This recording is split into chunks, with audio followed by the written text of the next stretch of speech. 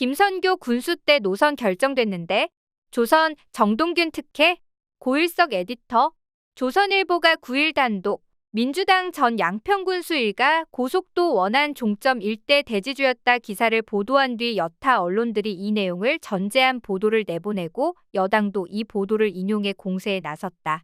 민주당 소속 정동균 전 군수 일가가 원안 종점 부근의 땅 1만 평방미터를 소유하고 있다는 것이다.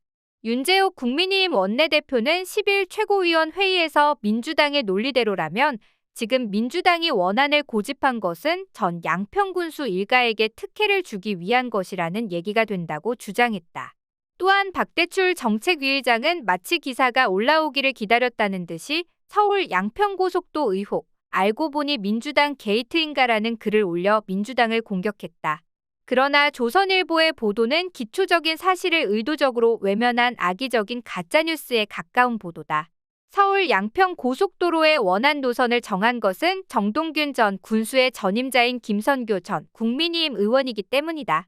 이 보도대로라면 김선교 당시 군수가 후임이 될지 아닐지 알 수 없는 정동균 전 군수에게 특혜를 주기 위해 양서면을 종점으로 정했다는 것이 된다. 국토부가 서울 양평 고속도로 노선을 정한 것은 2017년 1월이다.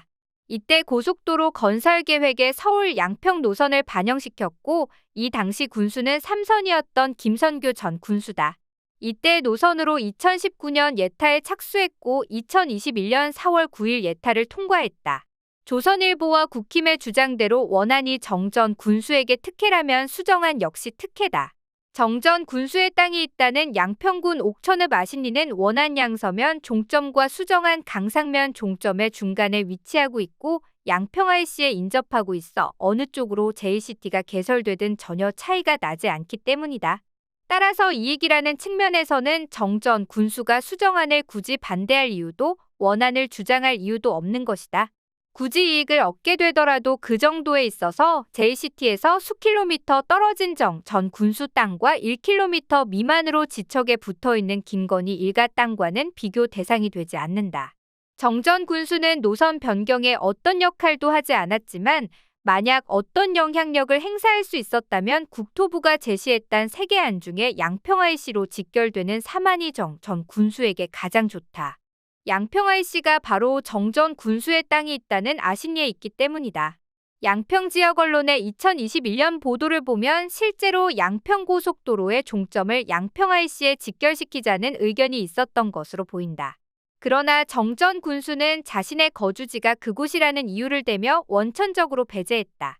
IC를 어디에 붙이는 건 우리가 결정할 게 아니라 기존 원안을 두고 지역주민 전문가 공청회, 국토교통부 사전 조사와 맞물려 진행해야 한다고 생각한다.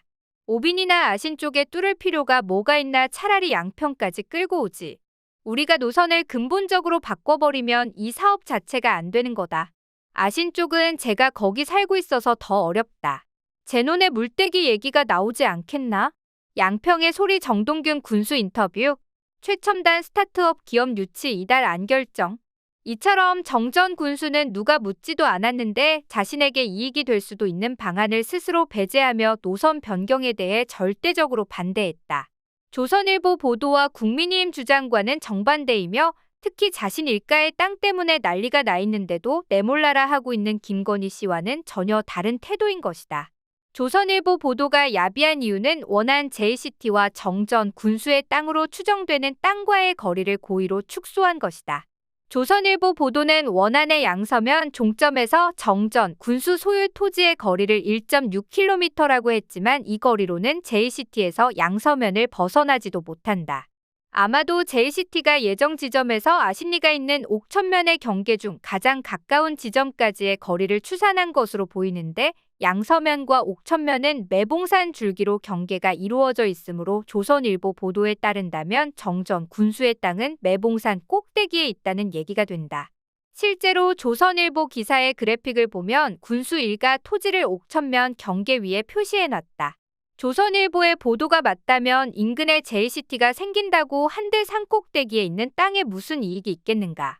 더욱 악의적인 것은 민주당 주장처럼 종점을 원안대로 두고 강하IC를 설치하는 노선을 만들면 직선이던 노선이 L자에 가깝게 휘어진다고 한 부분이다.